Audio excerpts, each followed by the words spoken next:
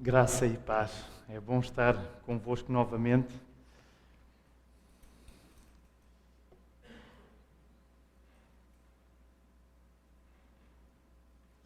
Queria começar por agradecer ao Franklin.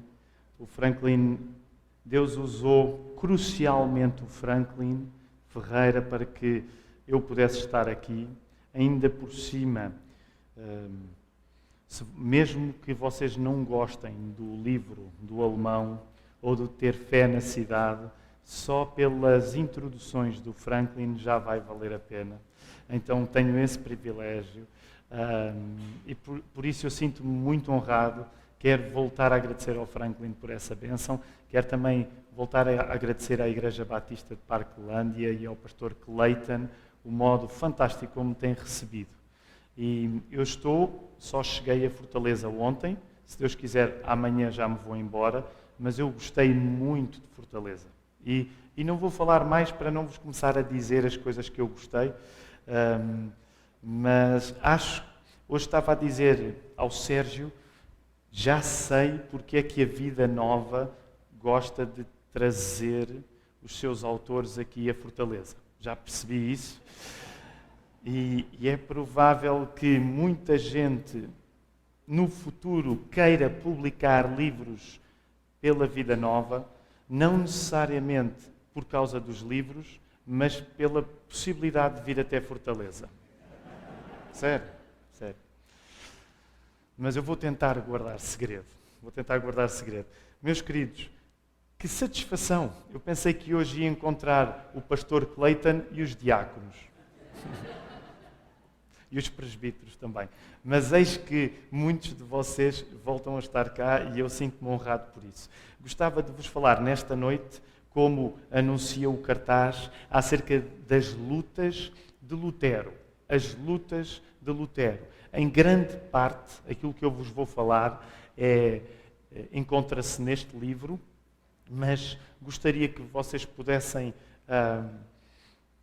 continuar a investir em conhecer Martinho Lutero.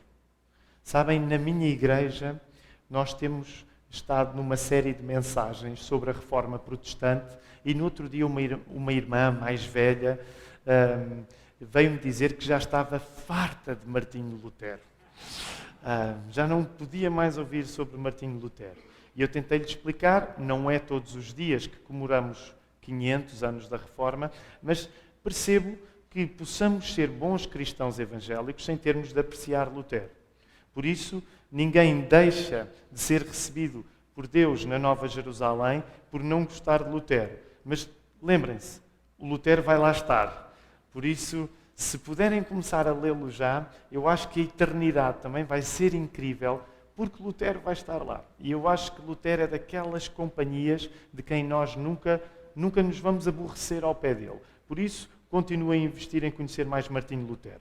Quero dividir em 3 partes, à semelhança de ontem, aquilo que vos quero falar acerca das lutas de Martinho Lutero. A primeira luta que vos quero falar é a luta antropológica. Luta antropológica. A segunda luta de Lutero de que vos quero falar é a luta pedagógica. A luta pedagógica. E a terceira e última luta de Lutero, acerca de que vos quero falar, é a luta estética. Então, a primeira é a luta antropológica, a segunda é a luta pedagógica e a terceira é a luta estética. No livro, cada uma destas lutas está simbolizada nestes 3 dentinhos de Martinho Lutero. Então, a luta antropológica, a luta pedagógica e a luta, qual é a última? Estética. Portanto, reparem, as pessoas olham para esta capa e dizem assim, que que capa de mau gosto? É porque as pessoas não são intelectualmente sofisticadas. Porque uma pessoa intelectualmente sofisticada percebe logo. O primeiro dente é a luta antropológica, a segunda é a luta pedagógica e a terceira é a luta estética. Quero-vos falar acerca disto. Para isto vou usar um dispositivo. Por cada um destes 3 pontos, eu vou citar-vos um autor que não é Martinho Lutero.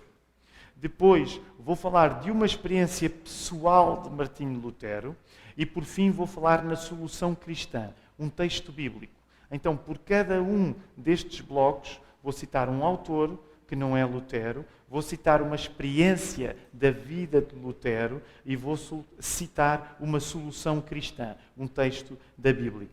Por isso, quero começar-vos por ler uma citação de uma escritora inglesa, não sei se conhecem, ela já morreu, foi uma escritora de histórias de crime, uma escritora de ficção inglesa, amiga de C.S. Lewis, amiga de Tolkien, e também escrevia ensaios. E era uma cristã.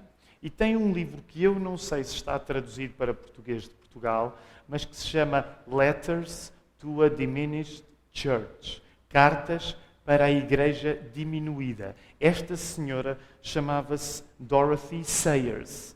Já alguém ouviu falar na Dorothy Sayers? Se puderem, leiam, vale a pena. Então ela dizia assim, passo a citar Dorothy Sayers. A razão porque as igrejas hoje não têm crédito não é que insistem demais na teologia, mas que fogem dela. Alguns dos dogmas mais desconsiderados são aqueles que o mundo moderno mais precisa de ouvir. Uma das maiores forças do cristianismo hoje está na perspectiva profundamente pessimista que ele tem da natureza humana.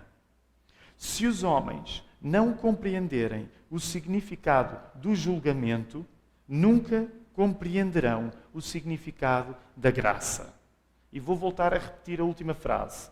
Se os homens não compreenderem o significado do julgamento, nunca compreenderão o significado da graça. Então lembrem-se, Dorothy Sayers está a dizer que o problema das igrejas não é terem demasiada teologia, é fugirem da teologia. Por outro lado, está a dizer que aquilo que mais nós precisamos é voltar a recordar que a fé cristã diz-nos que nós somos piores do que gostamos de admitir. Por isso, quando vos falo na luta de Lutero, a luta antropológica, quero-vos falar de lutarmos por uma visão do homem que, sendo mais pessimista, liberta mesmo. Lutarmos como cristãos, como Lutero lutou, por uma visão do homem que, sendo mais pessimista, liberta mesmo. E por isso quero lembrar-vos uma circunstância na vida de Martinho Lutero. Como sabem, Lutero foi um estudante de Direito. Conta a história, e há quem ache que este relato do episódio de que vos vou falar já adquiriu uma certa qualidade mítica. Mas conta a história que, enquanto Lutero ainda era um estudante de Direito, que apanhou uma grande tempestade e que nessa tempestade terá feito uma promessa a Deus que, se Deus o livrasse dessa assustadora tempestade, ele dedicaria a sua vida ao ministério, neste caso tornando-se frade. A verdade é que ele acaba por trocar a sua carreira de estudante de Direito para se tornar um frade. E uns anos mais tarde, quando ele já era frade, em 1507, Lutero sofre uma angústia. Lembram-se, ontem falámos acerca da necessidade que nós temos de conhecer e compreender melhor o catolicismo romano. Uma das coisas que nós temos de compreender no catolicismo romano é que, ao contrário da nossa fé evangélica, o cristianismo romano não tem o centro do culto no lugar onde nós temos o centro do culto. E deixem-me fazer-vos a pergunta. Enquanto cristãos evangélicos, o que é o centro do culto para nós? É a palavra, é a pregação. Reparem, esta é a razão porque este bonito púlpito está no centro. Sabem, hoje muitas pessoas confundem a centralidade da palavra expressa no púlpito como se isso fosse um destaque para o pregador. Não é isso que o púlpito colocado no centro quer dizer. O destaque não é para o pregador. O destaque é para a palavra que é pregada. Logo, para nós cristãos evangélicos, o centro do culto é a palavra. No entanto, no catolicismo, quer no cristianismo medieval, da altura de Martinho Lutero, do tempo de Martinho Lutero, quer para o cristianismo, para o catolicismo romano hoje, o centro não é a palavra. Qual é o centro do culto para o catolicismo romano? É o quê? Eucaristia. A Igreja Romana continua a acreditar, como já acreditava há 500 anos, que quando o padre diz as palavras da consagração, aquela hóstia torna-se mesmo o corpo de Cristo e o vinho torna-se mesmo o sangue de Cristo. Agora tentem imaginar um jovem frade alemão que deixou uma carreira de direito, se dedicou à religião e que em 1507 se prepara para oficiar a primeira missa.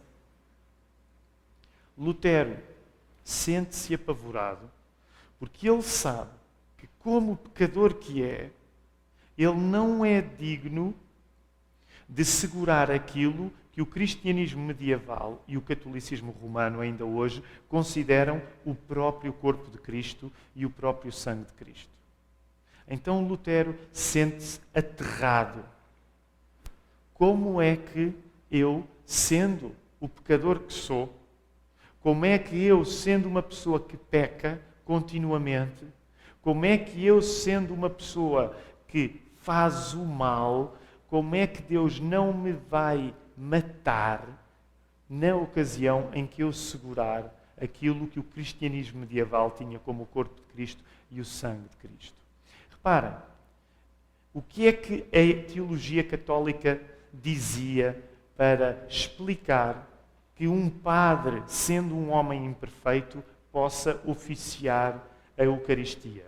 O que a Igreja Católica Romana dizia e continua a dizer é que no momento em que o padre oficia, diz as palavras da consagração, em que a hóstia se torna o pão, segundo a teologia católica, em que o vinho se torna o sangue, o catolicismo romano diz que há uma sinergia, que Deus, na sua misericórdia, se junta ao melhor esforço do padre. E que nessa sinergia, de algum modo, Deus poupa o padre, porque apesar de ele ser imperfeito, ele pode oficiar aquele ato.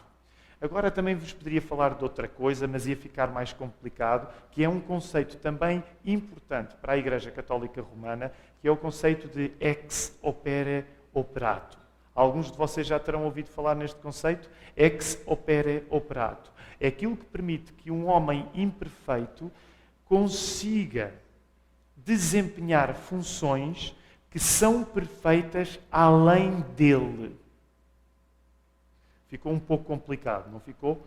Mas depois vão para casa, estudem um pouco o conceito de ex opere operato na teologia católica romana. Isto para dizer que, estando Lutero assustado, a Igreja medieval dizia um pouco isto: Lutero, se deres o melhor de ti, Deus tem misericórdia.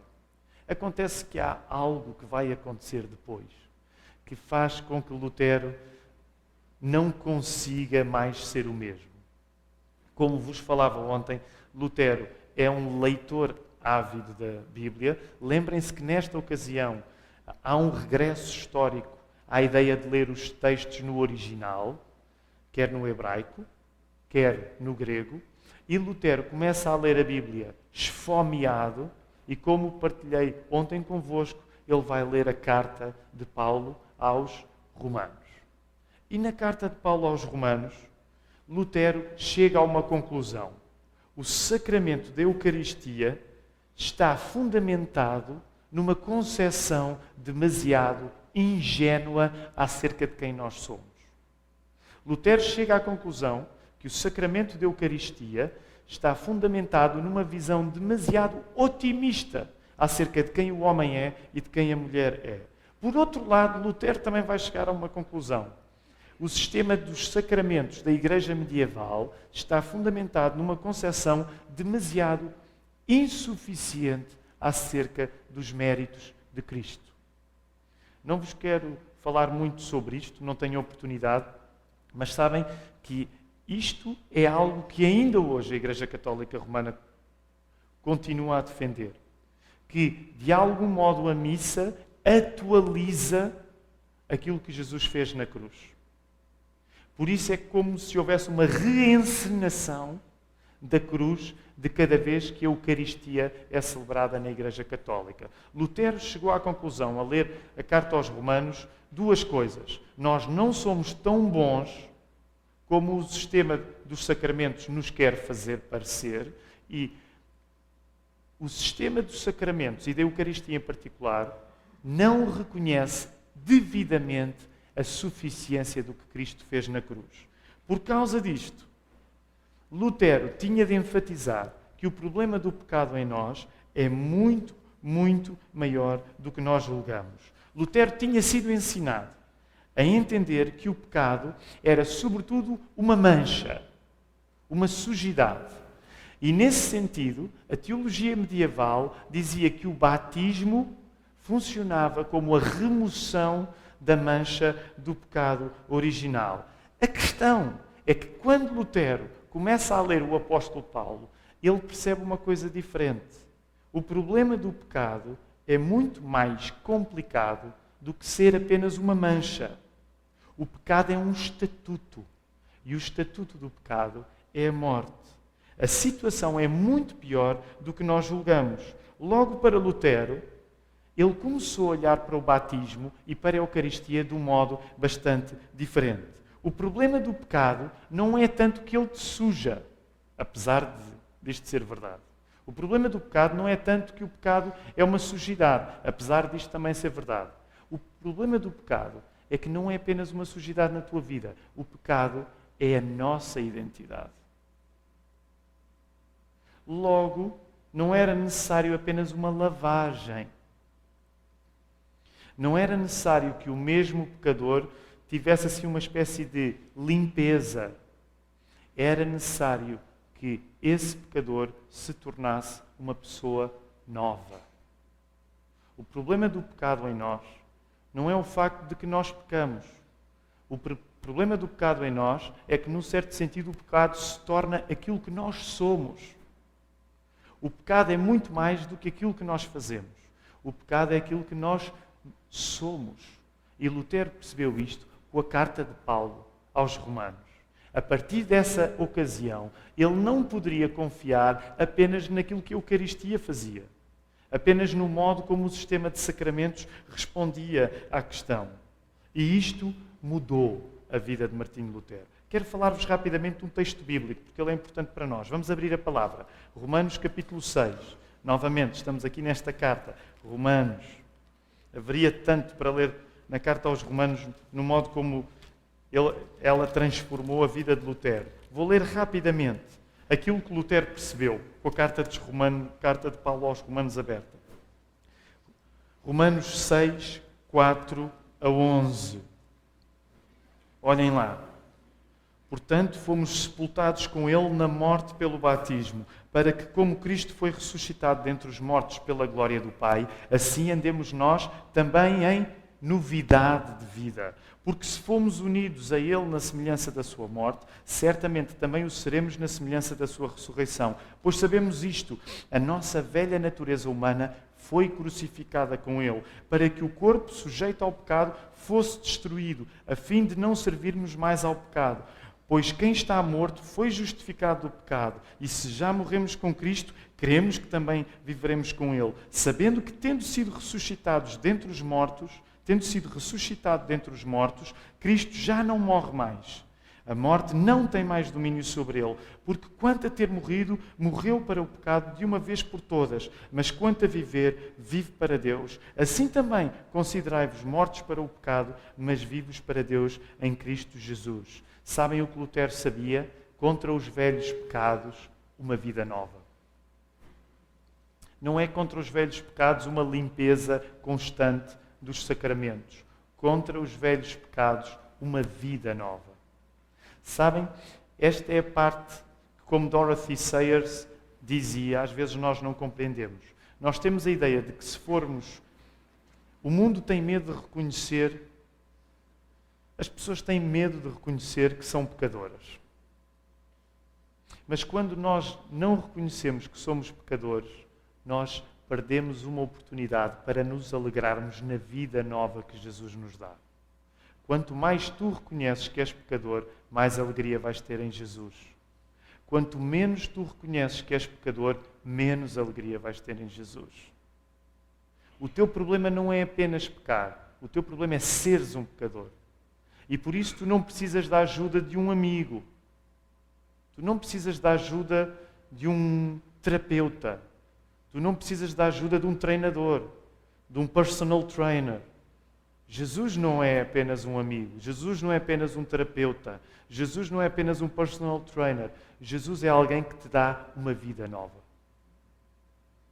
E por isso, nós sabemos que reconhecer o mal em nós é uma oportunidade paradoxal para termos uma alegria muito superior em Jesus Cristo.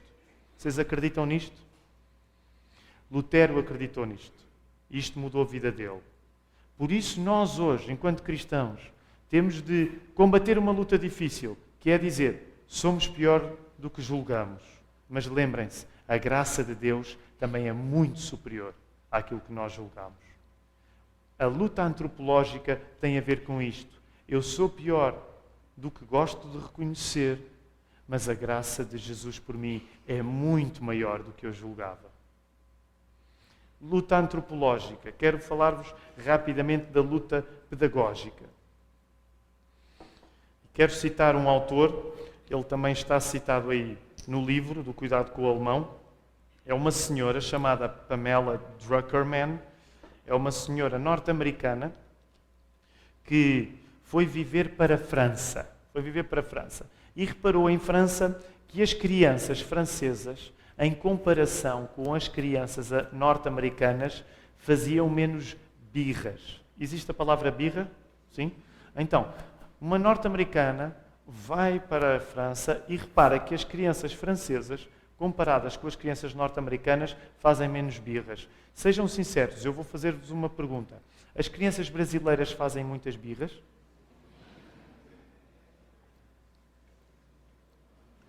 Eu creio que ainda não assisti a nenhuma birra de uma criança brasileira, pelo menos que me lembre.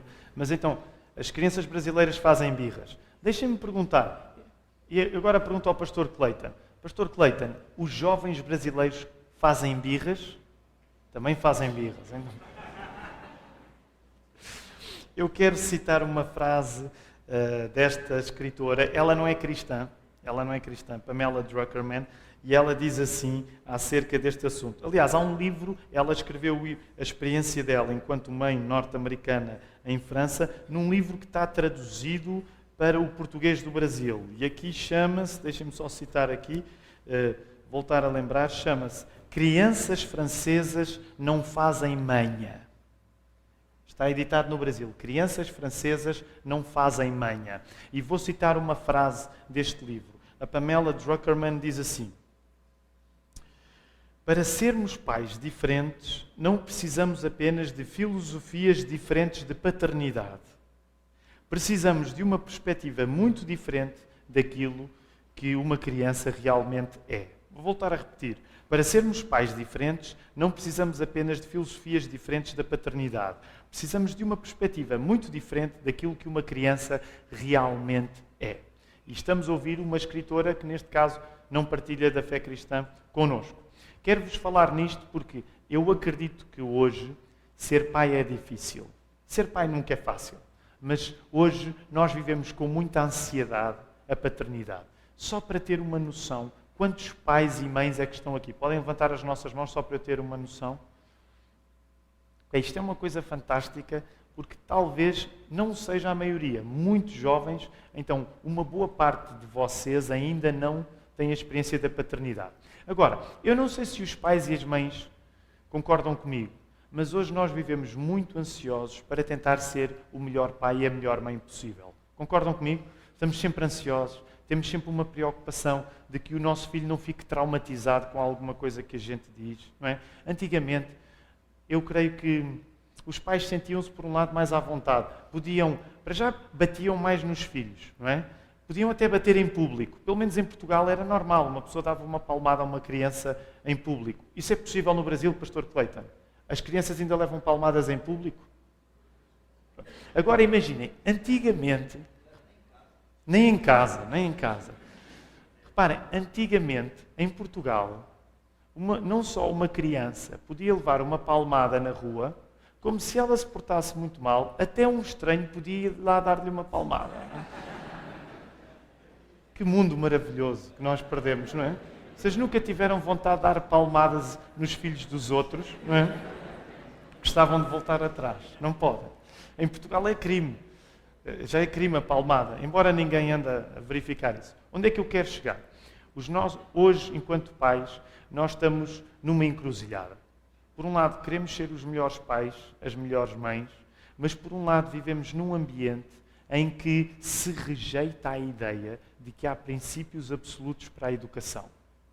A prova é que mesmo numa igreja, pelo menos lá em Portugal é assim, não há nada mais sensível do que a educação dos filhos. Ou seja, se temos o casal Silva que faz assim e o casal Fernandes que faz assado, geralmente o casal Silva vai ser muito cuidadoso para não dar a entender que não concorda com a maneira do casal Fernandes educar os filhos e vice-versa. No Brasil é assim, nós tentamos ser cuidadosos para não dar a ideia de que nós achamos que aquela criança se calhar precisava de levar, não é? É um assunto assim meio tabu.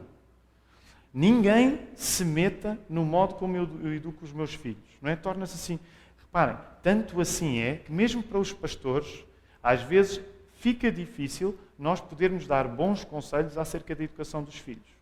Porque a nossa tendência defensiva é dizer ninguém se mete na maneira como eu educo os meus filhos. Agora, a verdade é que Martinho Lutero nos ajuda neste assunto. E eu creio que o assunto da educação dos filhos é um assunto muito importante hoje em dia. Porque se é verdade que as pessoas que não têm fé cristã tendem a rejeitar a ideia de que existem princípios absolutos para a educação, da pouca experiência que tenho tido, também reconheço que alguns dos nossos amigos que não são cristãos olham atentamente para o modo como nós educamos os nossos filhos. E deixa-me ir até um pouco mais longe. Eu creio que os cristãos precisam de estar no pelotão da frente, na ponta da lança, em relação aos assuntos de educação, porque apesar de no nosso ambiente pós-moderno não ser popular falar em conceitos absolutos de educação, ainda assim as pessoas estão atentas e desejam ter boas alternativas para a educação dos seus filhos. Não quero ser demasiado otimista, porque um bom protestante nunca pode ser muito otimista, mas eu acredito que a partilha da nossa fé numa sociedade secularizada vai passar pelo investimento que nós fazemos na educação. E mesmo quando as pessoas ainda não acreditam na nossa fé, esse investimento pode ser um chamariz para elas. Ora, quero-vos falar numa situação da vida de Martinho Lutero. Vocês lembram-se ontem quando eu vos falei de um sermão de Martinho Lutero, em que ele rogava pragas às pessoas na congregação? Eu trago isto de especial hoje para vocês. Não vou rogar a praga, mas vou ler a praga que ele rogou. É especial. Martinho Lutero. Em 1530, Lutero escreve e prega um sermão para que os filhos sejam mandados à escola. Lutero escreve um sermão e prega este sermão para que os filhos sejam mandados à escola. E ele começa por dizer isto. Ele primeiro ainda está a aquecer no sermão. Começa meiguinho, já vai aquecer. Ele começa por dizer: se dormirmos neste ponto da educação dos nossos filhos, deixando a juventude no abandono e permitindo que os nossos descendentes se tornem bárbaros e animais selvagens. A gente tem de gostar mesmo de Lutero, não é? Poder chamar... Eu tenho tanta vontade de chamar animal selvagem a alguns filhos de membros da minha igreja e não consigo ainda, mas Lutero conseguia, não é? Lutero conseguia. Permitindo que os nossos descendentes se tornem bárbaros e animais selvagens, será por culpa do nosso silêncio e ronco. E teremos de prestar contas rigorosas sobre isso. Está só a aquecer. Agora a parte boa. Isto é um sermão. É verdade. O Franklin está aqui, ele não me deixa mentir. Podem ir consultar a biblioteca do Martin Bucer em São Paulo, que tem obras selecionadas de Lutero e tem lá este sermão. Então, a parte boa, Lutero a pregar. Creio que o pastor Clayton ainda não chegou aqui, ao que eu vou ler. Se tu maldito... Viva Lutero, viva Lutero.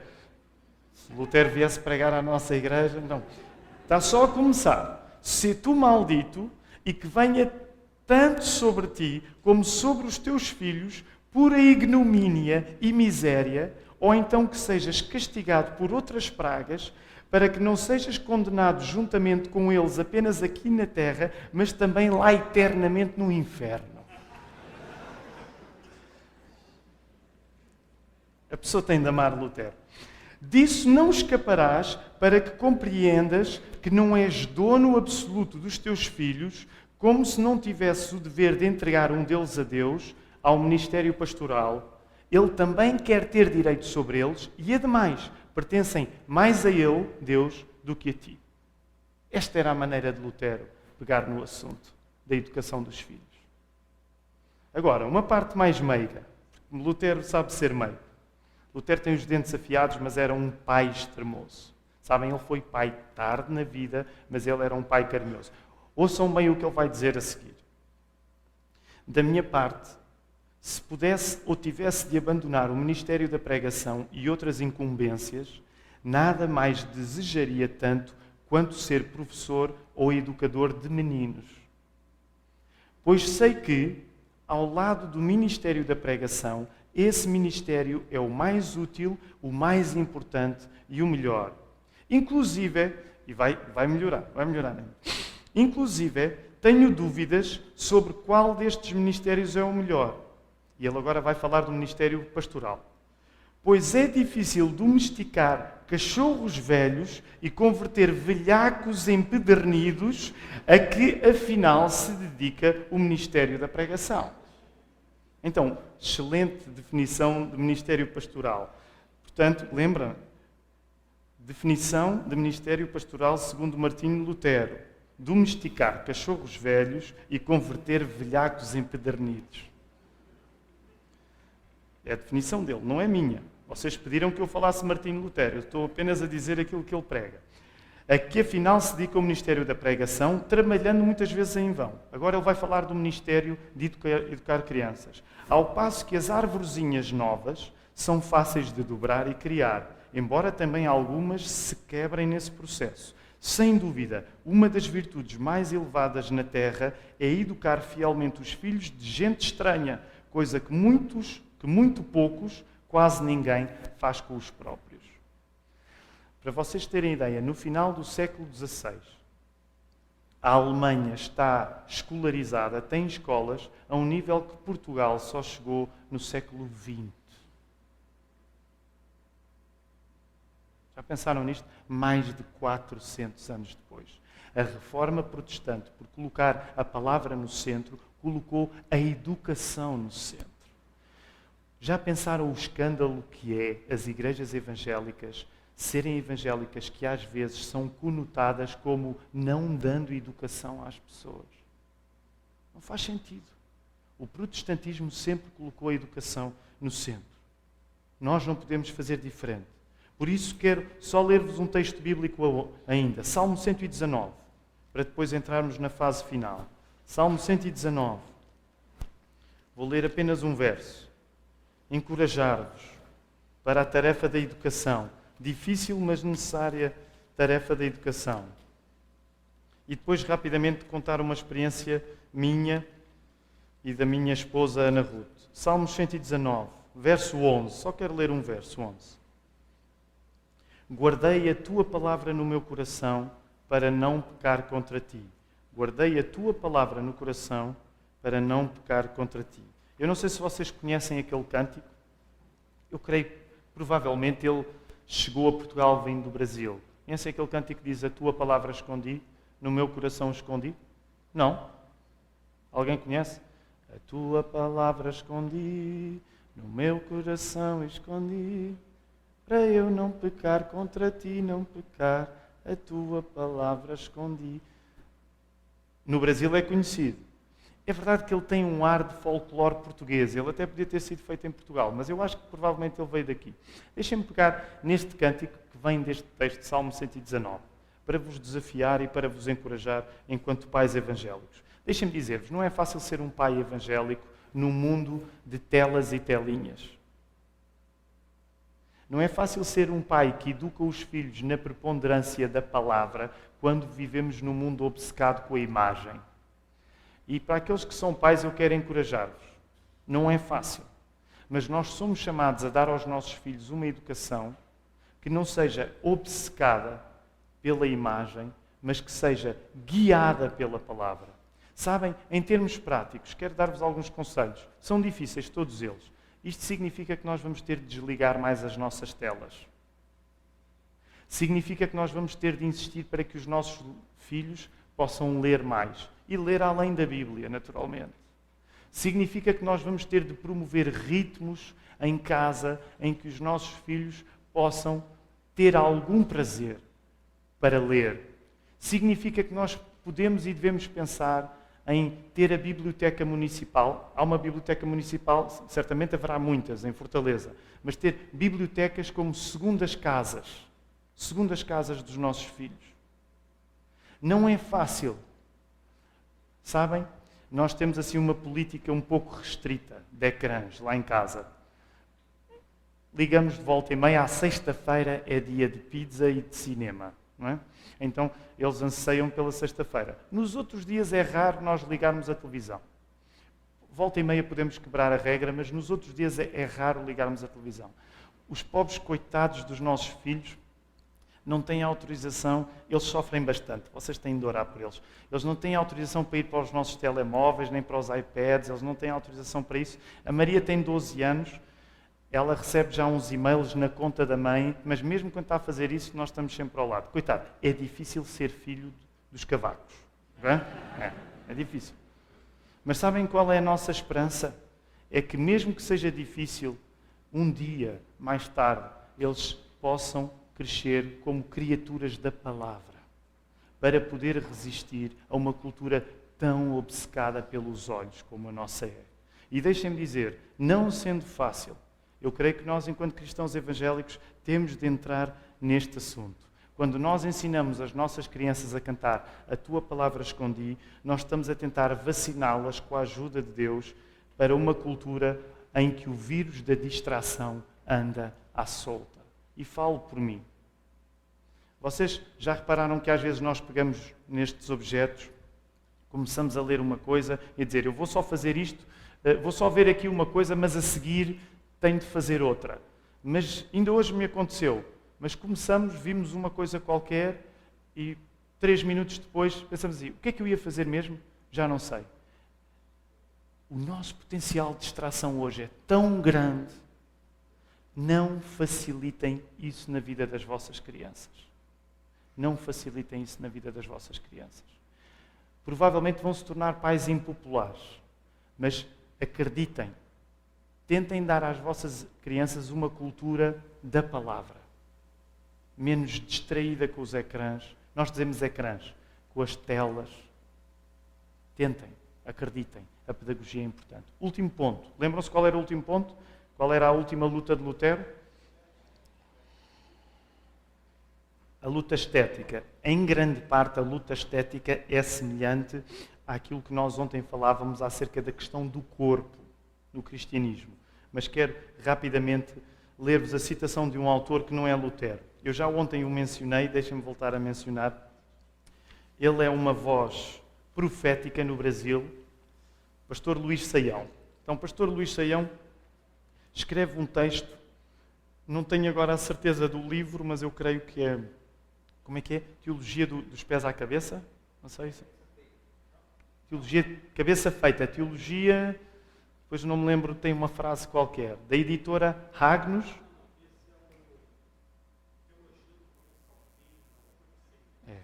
E que é a coleção de vários textos. Sim, tem um desenho na capa. Se puderem, comprem esse livro, é muito bom.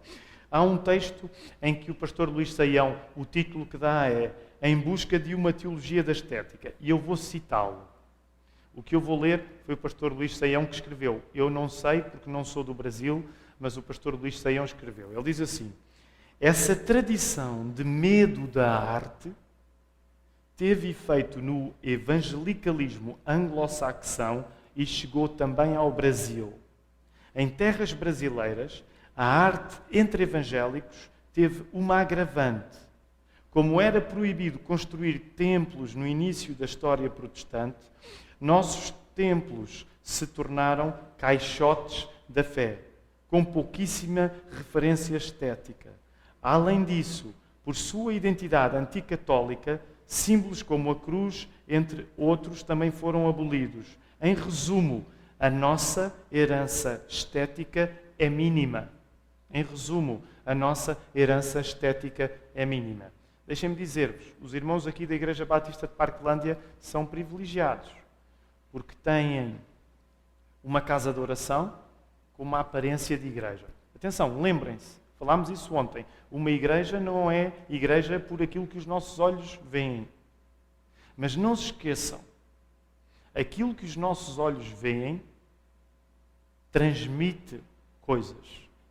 E ainda vos falava agora de o púlpito no centro, sendo uma coisa simples, é um símbolo importante. Então, quero-vos falar rapidamente desta questão estética, falando-vos de Martinho Lutero. Nós temos deixado a estética para a Igreja Católica Romana, como se para nós aquilo que é belo não fosse importante. Sabem, eu acredito que no contexto mais secular e pós-moderno, pelo menos na Europa, eu vejo isto a acontecer, há muitas pessoas que são atraídas para o catolicismo romano, não é necessariamente pela doutrina, é pela estética. Porque para muitos jovens que querem habitar num mundo mais encantado, onde os símbolos têm significado, a Igreja Católica Romana dá muita mobília para onde as pessoas se podem encantar. Agora, nós não somos católicos romanos, mas nós não desprezamos a estética. E deixem-me falar-vos rapidamente de um facto da vida de Martinho Lutero. Estamos a chegar ao fim neste último capítulo. A estética. Num dos momentos mais conturbados da carreira de Lutero, entre 1523 e 1524, Lutero escreveu cerca de 40 hinos. 40 hinos. Nós perguntamos como é que um homem que estava no centro da ação, discussões teológicas, perseguição religiosa, como é que aquele homem tinha tempo para fazer música? Porque ele sabia que a música é fundamental. A estética é fundamental para o Evangelho. Lutero sabia que a reforma é tanto da cabeça, aquilo que se pensa, aquilo que se crê, mas é do canto. Lutero sabia que se tu tens alguma coisa na tua mente, isso tem de estar na tua melodia. Se tu tens alguma coisa na tua mente, isso tem de estar na tua melodia. E por isso mesmo, os hinos que Lutero fazia eram para ser cantados na igreja, mas nas escolas. Isto deu origem a uma tradição que ainda hoje, queridos irmãos, eu senti-me tão abençoado a cantar aqueles 2 hinos iniciais. Sabem que na Igreja Católica Romana, com todo o respeito, mas não se canta assim. Não se canta como se canta numa igreja protestante. Porque nós sabemos que aquilo que está na nossa mente, na nossa convicção doutrinária, tem de estar na melodia.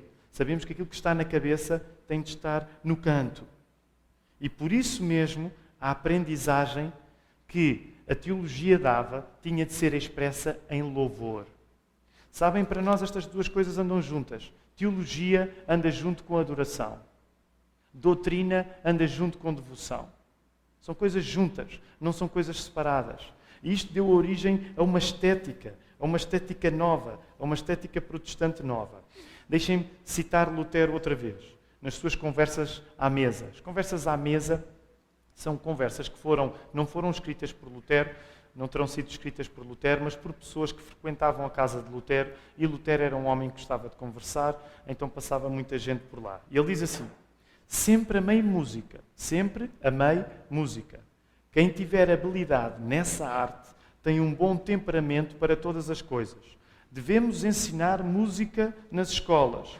Um professor deve ter perícia musical ou não o consideraria. Da mesma maneira, não deveríamos ordenar homens como pregadores, a menos que tenham sido bem exercitados musicalmente. Graças a Deus que Lutero está morto e enterrado, não é? Porque quem não é bom na música pode ser pastor sem ter problemas com isso. Mas é para vocês verem a importância que Lutero dava à música, a importância que Lutero dava à estética. Quero ler-vos um último texto da Bíblia e então terminarmos. Jonas. Vamos a Jonas, para vos falar na importância da frente estética. Porque é que o cristianismo evangélico, inspirado por Lutero, defende que o belo é importante, a beleza é importante. Jonas, no capítulo 1.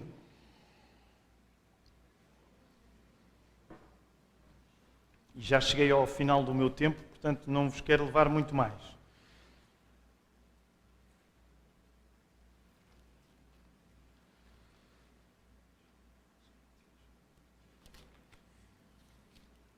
Jonas, no capítulo 1, vou ler rapidamente o verso 1 ao verso 3 e depois o verso 17. A palavra do Senhor veio a Jonas, filho de Amitai. Vai agora à grande cidade de Nínive e prega contra ela, porque a sua maldade subiu até mim. Jonas, porém, fugiu da presença do Senhor, na direção de Tarsis.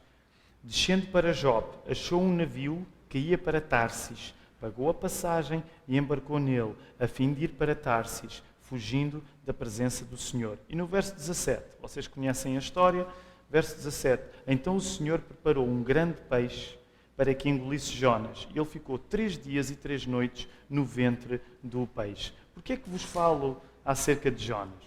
Deixem-me fazer uma comparação entre Jonas e um livro que não é um livro da Bíblia. Quantos de vocês já leram Alice no País das Maravilhas? Não tenham vergonha, é um livro maravilhoso. Quantos é que já leram Alice no País das Maravilhas? Okay, a minha teoria é esta. Vou sugerir isto ao pastor Clayton, para que a escola Charles Spurgeon possa dar a Alice no País das Maravilhas como uma obra clássica que os alunos devem ler. Porquê? Sabem o que é que acontece na Alice no País das Maravilhas? O livro começa, a Alice está a ler um livro, mas é um livro que não tem ilustrações, não tem desenhos, não tem bonecos. E ela fica cansada.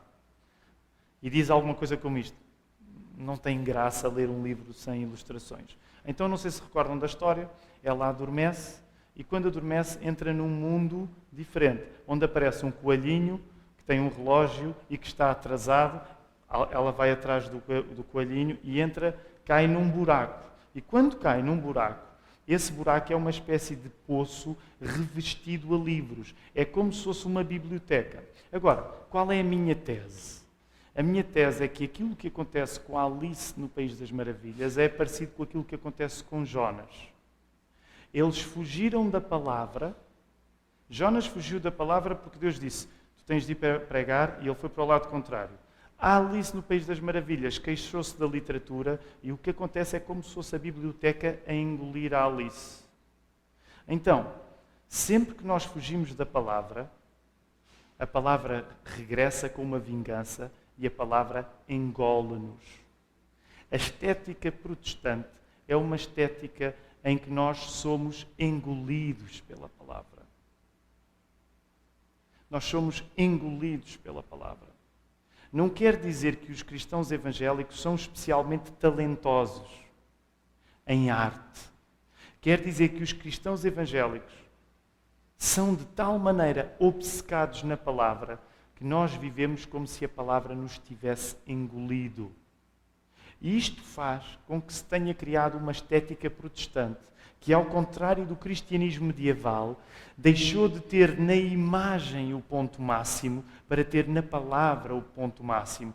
Sabem, uma das frases mais irritantes que eu ouço, não sei se no Brasil é muito dita, é aquela frase que diz: uma imagem vale 1000 palavras. No Brasil há essa frase? É mentira. Uma palavra vale muito mais do que 1000 imagens. Sabem porquê? Porque nós somos criaturas da palavra. Não foi a imagem que nos criou, mas foi a palavra que nos criou à imagem de Deus. E por isso é que uma estética protestante é uma estética que coloca a palavra à solta. Sabem, não dava agora para fazermos este percurso histórico todo. Mas quando pensamos nos puritanos, na cultura anglo-saxónica, o que aconteceu foi que a Reforma Protestante soltou a palavra como o elemento criativo. E a partir daí, nos nossos próprios hinos, a história passou a ter um ponto fundamental, a ideia de narrativa. Já não é tanto a ideia daquilo que eu vejo de Deus e não percebo muito bem, mas é a ideia daquilo que a palavra fez em mim e como eu respondo a isso com a palavra. É por isso que nós protestantes só sabemos cantar. Porque se nós não cantarmos é sinal de que a teologia não fez nada em nós. Agora reparem, isto é um manancial estético. Porquê é que nós não o aproveitamos? Porque é que nós, enquanto cristãos evangélicos, infelizmente às vezes caímos em posições anti-intelectuais, anti-artísticas, anticulturais? Não faz sentido. Permitam-me dizer assim, foi o protestantismo que criou a cultura como nós a conhecemos. Porque colocou a palavra no centro. Se a minha teoria é esta, se ainda hoje nós gostamos tanto de ver filmes, é porque a ideia da palavra, usando a imagem, tornou-se fundamental ao ponto de nós sermos pessoas movidas à história. Porquê é que nós gostamos de ver filmes? Porque gostamos de ter uma história. Isso é sinal da cultura protestante. Porquê é que o romance moderno, como é que ele aconteceu como aconteceu? Porque a Reforma Protestante colocou a palavra no centro. Porquê é que nós cantamos tanto no culto? Porque o mais importante não é aquilo que nós fazemos por Deus, mas é aquilo que Deus faz por nós. E se a palavra é pregada, então nós respondemos à palavra com as nossas palavras cantadas. É uma cultura que colocou a palavra no centro. Não faz sentido, queridos irmãos, que o cristianismo evangélico seja tido como anticultural, anti-intelectual, anti-artístico. Quando fomos nós, colocando a palavra no centro, podemos construir uma cultura onde aquilo que é contado é importante. E quero terminar num texto bíblico. Eu disse que Jonas era o último, mas não é. Este aqui é.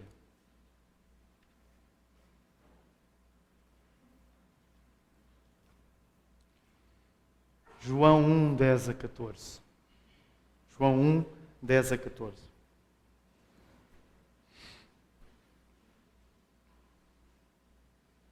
Lutero tinha um amor duro pela palavra, porque a palavra lhe tinha dado Cristo. Sabem, há uma diferença entre palavra escrita e palavra encarnada. Mas a relação entre palavra escrita e a palavra encarnada é obrigatória. A palavra escrita é o texto bíblico. Nós não dizemos que a Bíblia é divina, no sentido em que ela é a revelação de Deus. A Bíblia não é Deus. Atenção. A Bíblia é a revelação de Deus. Mas nós temos acesso à palavra encarnada, que é divina, que é Jesus Cristo, por causa da palavra escrita. E sabem, aquele texto, para mim, continua a ser um texto maravilhoso. Ele mudou a vida de Martinho Lutero, tem o poder para nos mudar a nós. João, capítulo 1, versos 10 e a 14. E com isto vou terminar.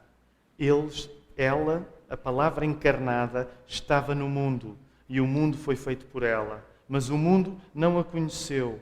A palavra veio para o que era seu, e os seus não a receberam. Mas a todos quanto receberam esta palavra encarnada, foi-lhes dado o poder de serem feitos filhos de Deus, a saber, aos que creem no seu nome, os quais não nasceram do sangue, nem da vontade da carne, nem da vontade do homem, mas de Deus. E a palavra, Logos, fez-se carne, habitou entre nós, cheia de graça e verdade. E vimos a sua glória, glória como do unigênito do Pai. Que o Senhor nos possa ajudar.